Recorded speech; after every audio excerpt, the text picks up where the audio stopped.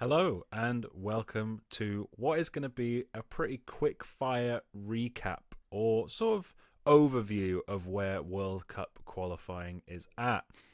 In the March window, we have had our first qualified teams alongside the host nations. 4 teams are in. You'll see on your screen that Iran and Japan are 2 of those. This is my second attempt at recording this, so we're just going to go straight in. Asian qualifying, Group A. Iran are in for what I believe is their 4th straight World Cup. Great for them. It's one of the best periods for their national team ever.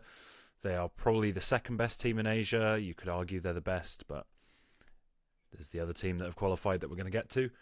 Very solid defensively. I want to see more of an impact on the big stage than what they did in Qatar, even though they did beat Wales, which we don't talk about. But aside from that game, they're a little underwhelming. Also in Group A, it's very interesting. Uzbekistan are in a very good position. They play the UAE away from home, but even if they lose that, they just need to beat Qatar at home, and Qatar have been terrible away from home. So Uzbekistan are in a brilliant position to qualify for their first ever World Cup. Faizyalev, definitely butchered that pronunciation. Shomurodov, Kusanov, a lot of really talented players in that Uzbekistan team, and would be very interesting and entertaining to see them at the World Cup. I do not think they would be one of these teams coming in that would just be absolute whipping boys. I think they would put up a really good fight. UAE are still in the mix. You would say them and Qatar would probably have been the favourites the time the draw came out to finish in that second spot. UAE are sort of perpetually in these playoff spots. The way it works in Asia, the top 2 in each group go through to the World Cup, and then 3rd and 4th will go into the 4th round, which we'll explain at a later date. It's all for 2 extra spots and into confederation spots, but yeah, we'll get into that another time. The important thing for this round is top 2 goes through, 3rd and 4th go into this sort of chance to go through, but it's going to be more difficult, obviously, and Uzbekistan are very close to seeing their place. Qatar, so all over the place, so inconsistent. They've conceded 21 goals, which is as many goals as the 3 teams above them combined in terms of goals conceded, which is absolutely mental. You can't concede 21 goals in 8 matches and hope to go to the World Cup, so they're going to have to tighten up massively and also massively improve away from home because they lost 3-1 to Kyrgyzstan, which is crazy, really. A team that just hosted the last World Cup to be 4th in this group. On to Group B, South Korea also had the chance to qualify in the last window, but drew both their games. So they are still in a great position to qualify, but they're sort of wobbling a bit. You also got Jordan, Iraq, and Oman, who are all in with a chance of finishing the top 2. I think Jordan are in the best position. It's all within their hands. Iraq really flubbed it at the last international window. Iraq really should be the team in second, but I still think South Korea, probably by the next game, are going to seal it, and then Jordan, I think, are going to finish in second. But it'll be interesting. Jordan play Iraq in Jordan on the final group stage match, so they will hope, Jordan, that they only need a point, but they're going to go out to win that game anyway. Group C has been probably the most fascinating group in Asian qualifying. Japan have qualified. They did it with 3 games to spare, which is wild. And they are just so much better than anyone else in this group. Australia have finally got their shit together, and they are now in second and look pretty good. Even though they still have to play Saudi Arabia, I think they look pretty good for an automatic spot. Again, all in their hands. Saudi Arabia and Indonesia probably going to be the 2 teams going to the 4th round. Indonesia, of course, sacked their manager, even though they were doing so well. Brought in Patrick Kluivert, got battered 5-1 by Australia, but then beat Bahrain in that crucial game. So I think if you're looking at how it stands now, that's probably, there's only 2 match days left, probably how I think it's going to end up. But this is not usually how it goes. There's usually at least one upset, maybe Iraq leapfrog Jordan. And then when it comes to the 4th round, I think you got to fancy Saudi Arabia just because of the pedigree, but they've their attacking play has been terrible all throughout qualifying. So it's really hard to back them. UAE, I think maybe whoever doesn't make it from Iraq or Jordan, if Qatar can figure it out, that is going to be fascinating. But yeah, the outlook for Asia is Iran and Japan are through. South Korea are basically there. Uzbekistan are basically there. They just have to get one result out of their last two, basically, those two teams. And then Australia looking pretty good. Jordan looking pretty good. But still 2 more match days to play. Be interesting to see how this pans out. I'd love to see Jordan at the World Cup. They got a really fun squad. Then looking to Africa, Mohamed Salah's Egypt looking in a very good position in Group A to make it to the World Cup. Obviously, he's got Omar Marmoush alongside him now of Manchester City, and a lot of quite a talented attacker player. Zizou really shone in this last window. So they got 4 games to play, 5 points clear. They're looking pretty good. Yeah, I think Egypt are looking pretty solid. Burkina Faso might have a chance of being one of the... So, in Africa, the group winners win the group, and the 4 best second-place teams then go into a playoff against each other to get into the Interconfederation round. So it's... Finishing second is no good, really, in Africa. You're going to have to go through so much else to have a chance at a spot. But I think of the second-place teams, Burkina Faso are going to be one of those that will fancy themselves to get enough points to be among the top 4. I think that top 2 is going to stay the same. Group B is very interesting. Very sort of top-heavy. DR Congo are currently top. Senegal down in second. They have declined a little bit. You know, they were an easy top 3 team in Africa for the last however many years, and they've fallen out of that. I think Morocco, Ivory Coast, Algeria, maybe Egypt as well, you'd put above them. But Senegal, I still think they'll qualify, I think. But they've got to get some big results here. Sudan and DR Congo both playing pretty well. DR Congo, of course, got a lot of European players. Sudan, not so much. What a story it would be if Sudan made it to the World Cup in everything that's going on there at the moment. So that group is very interesting. Senegal still have to play both DR Congo and Sudan. I believe they play them both in the next African qualifying window, so that's going to be crazy. And in Group C, you're going to see one team in the standings, Nigeria, down in 4th, despite boasting Victor Osimhen and Ademola Lookman in attack. On paper, the best attack in Africa. And like I said, only the 4 best second-place teams will have a shot at the Interconfederation playoff, which means Nigeria pretty much going to have to win all 4 of their last games and hope that they get some help from elsewhere. So it's not looking good. South Africa, though, looking very good for them to make their first World Cup since 2010. Much like Egypt, 5-point cushion at the top of the group. It is looking really good for South Africa, and it'd be great to see them back at the World Cup. And Group D is really a 2-way race. This one, Cape Verde against Cameroon. Cameroon will be the big favourites there, and you imagine they'll get the job done, but Cape Verde are, they pull up a lot of trees.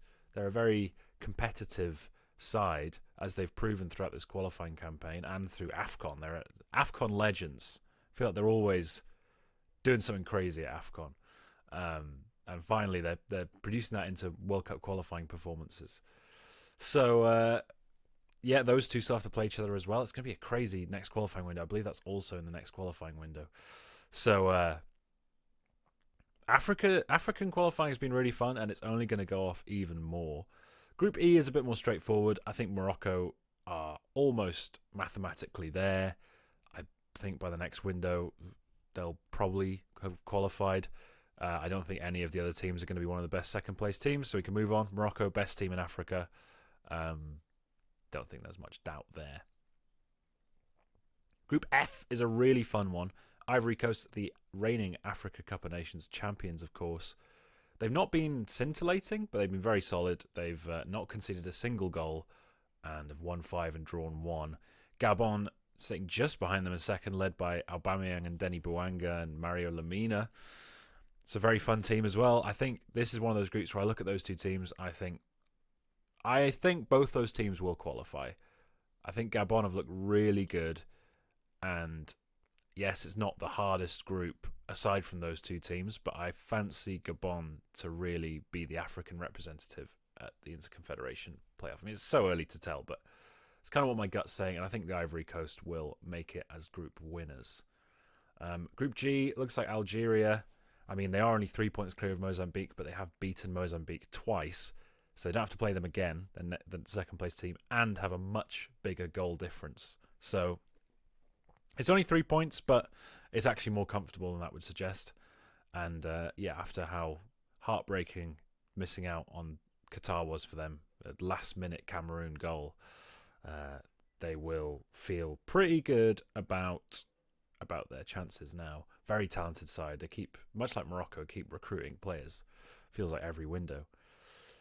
Group H, Tunisia, the most boring team to watch in all of Africa, but it's efficient. It gets them into the World Cup. Whether they'll do much while they're there to entertain, I doubt it, but they'll be tough to beat, that is for sure. Namibia are 4 points behind them. Equatorial Guinea, of course, had 6 points taken away from them because of controversies about registrations of Emilio and Sue, so they have an uphill battle now. You probably would have fancied them to be the second place team, but yeah. And then finally, Group I, Ghana, after not even qualifying for the Africa Cup of Nations, are top of Group I and also looking good to make the World Cup. 4 games left, 3 points clear. Mali, you'd think, would have been the big challenger, but they're straddling behind in 4th, despite their talented players. Yves Bissouma and Hamari Traore and El Bilal Toure. It's difficult to see them struggling down there. And yeah, you can see the ranking of the runners-up, which will eventually determine which teams make it to the Interconfederation Games. We're not really going to go over CONCACAF until we get to the third round, which is going to be the next round after this, because I don't really see much point. This is just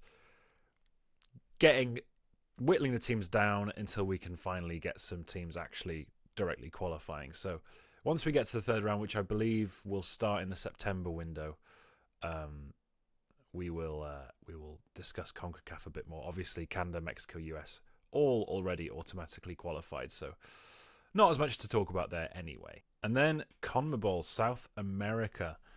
Argentina, the third qualified team from this window. They did it before they even had to play their second game, thanks to Bolivia and Paraguay drawing.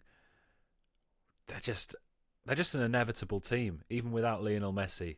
Defensively solid, they can get goals from midfield, goals from the wings, and then you got Julian Alvarez and Lautaro Martinez as your striking options, 2 of the best strikers in Europe. So they are going to be, if not the favourites, among the favourites. It's really them and Spain, I think everyone's looking at the moment as the top tops in the world. It'd be interesting. It'd be interesting to see what kind of role Messi plays in the World Cup, whether it'll be reduced, whether his minutes will be managed, whether he'll even be fit to play, whether he'll even want to play. He hasn't even announced officially that he will be playing, so I would imagine he will be, though. And as for the rest of South America, it's interesting. After Copa America, I think there was a lot of hype for a lot of these South American nations that's kind of died. I'm particularly looking at Uruguay, Colombia, and Venezuela. 3 teams that since Copa America have really nosedived a little bit, which is unfortunate because, especially Uruguay and Colombia looked like dark horse bets for the World Cup, but Uruguay can't score. Colombia can't control games. They've just lost defensive solidity. They blew a 2-goal lead against Paraguay after being 2-0 up after 15 minutes. Yeah, it's not looking great for those teams.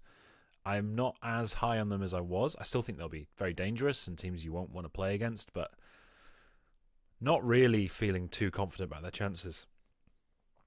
Similarly, Brazil. I mean, that's probably the wider documented one. You think they've turned a corner by beating Colombia at home, the late Vinicius Jr. winner, and then they just get absolutely humbled and battered by Argentina. Don't Dorival Jr. is now gone, which means they're going to have their fourth manager of this cycle. Whether they hire Jorge Jesus or they wait for Carlo Ancelotti, time will tell, but it's not looking good at all for Brazil. They're not going to be among the favourites, and that's, that hasn't been true of any World Cup that I've watched. So it's going to be interesting. But for a more positive spin on South America, Ecuador and Paraguay, perhaps the lesser heralded nations, looking really good. Paraguay started the qualification really slow, couldn't score a goal, and the last few windows they have been brilliant. They beat Argentina this last window. They managed to come from behind to draw against Colombia. They are a really solid side with some attacking flair, but some real defensive rigidity as well. They play with a lot of passion, a lot of heart. That's what you want to see at the World Cup. And it's just a nation that, I think because of the nostalgia that they were at 2010 and they played really well, that having them at the World Cup kind of feels right to me. And then Ecuador, I mean, arguably in their golden generation, lots of talent. You look at the centre-back pairing of Hincapié and Pacho, playing at the highest level in Europe. Kendrick Paez, the future Chelsea man. It's looking really good. Moises Caicedo, the current Chelsea man. So it's a really talented Ecuador team, and it is really, really showing at the moment. And I'll be interested to see how they do, because they don't tend to match that up with tournament success, with all their promise. At the moment, it does look quite clear-cut as to the 6 teams we are going to see at the World Cup, but Venezuela could squeak in. But I don't see Venezuela and Bolivia being consistent enough to break into that top 6 over the last 4 games. And whether it's Venezuela or Bolivia in the Interconfederation playoff will be interesting, because I think Venezuela have a better chance of qualifying. I just think Bolivia, when you take them away from home, not the same team at all. And what you have to remember as well with Ecuador is they're second in this table, ahead of Uruguay, Brazil, Paraguay, Colombia. And they've had 3 points deducted for, as you can read there, the falsifying birth documents for Byron Castillo. So they're really only, in terms of the points they've won, only 5 points behind Argentina. So it's really impressive what they've managed to do. And our final confirmed team is New Zealand, after they, maybe not convincingly, but they managed to beat New Caledonia 3-0. Didn't score until the hour mark, but eventually they broke the deadlock. And Chris Wood will be at the World Cup. I think if New Zealand hadn't have qualified, it would have been remarkable, because really they are the only credible nation in Oceania. I know that sounds harsh, but yeah, it's really just semi-pro players on all the other teams. So yeah, New Zealand make it as you would expect. They are going to be at the World Cup, their first World Cup since 2010. So yeah, it'd be good to see them back. As for Europe, it's only half started, so half the groups have not kicked off yet, as you can see. That is because Germany, France, Spain and Portugal are going to be playing in the Nations League finals in June.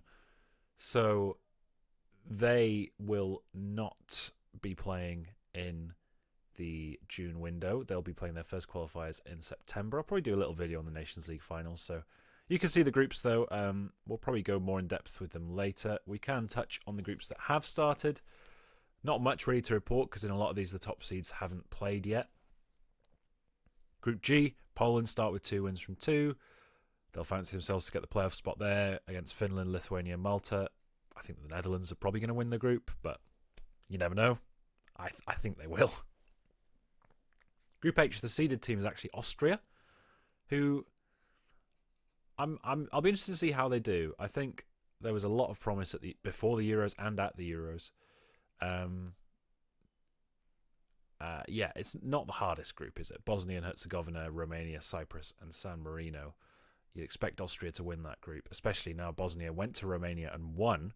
Very shocking result. I think most people would expect Romania to win that one, which kind of changes the dynamic of that group. I think Bosnia now will be thinking they are in the driving seat to get a playoff spot at least.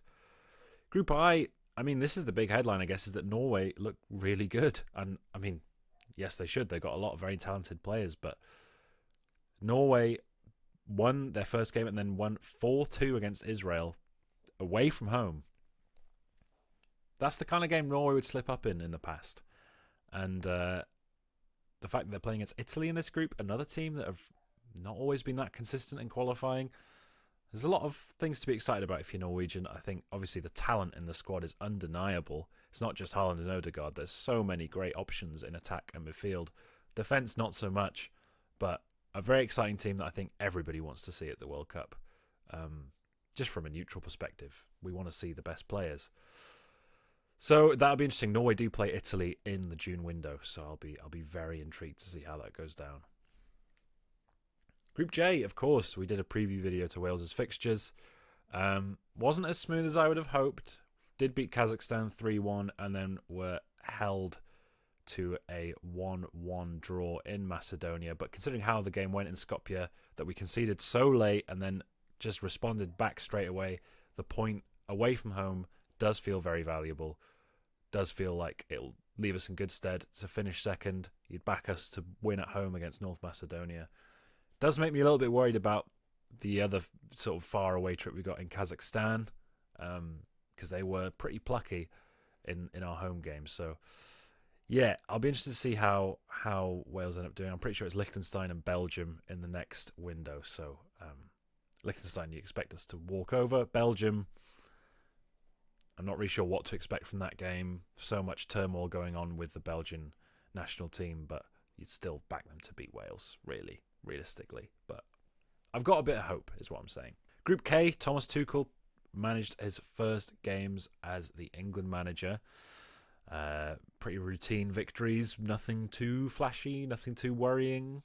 These aren't the games they're going to get judged on, and unfortunately for England, they really aren't going to get judged that much before the World Cup, since they're not in the Nations League finals or anything. It really is this qualifying group is what's going to set them up for the World Cup. So, you know, it's a lot has been said about them losing once they face top opposition. I don't necessarily agree with that in the Southgate era. You know, they got wins over Germany and the Netherlands in big knockout games. It'll be interesting to see how the group unfolds for England. Obviously, I'm not rooting for them to do well, but a lot of people are, and that's fine. Group L, finally, similar story like Belgium, like Italy, like the Netherlands. Croatia have not yet played. So we don't really know what to expect from this group, but the Czech Republic and Montenegro both won both their games. We're just to see those two teams play each other, because you'd imagine it'll be between those two for the second spot. Croatia should win that group. I mean, it's a really weak group.